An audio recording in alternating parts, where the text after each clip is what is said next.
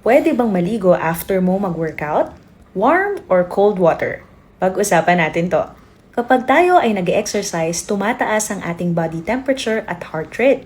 According to American College of Sports Medicine, okay lang ang maligo. Pero siguraduhin na maghintay muna for about 5 to 10 minutes upang mag-cool down ng katawan at bumalik sa normal ang iyong heart rate at ang iyong breathing.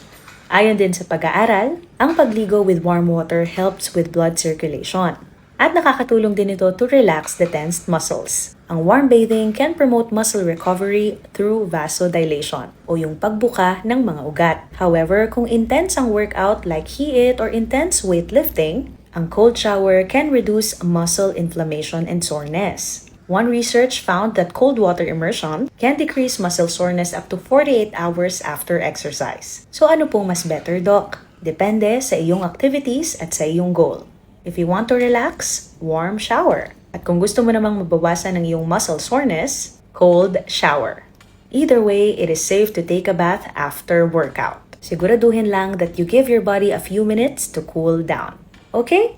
Mag-ingat po kayo parate. I'm Dr. Lian. Follow for more health tips.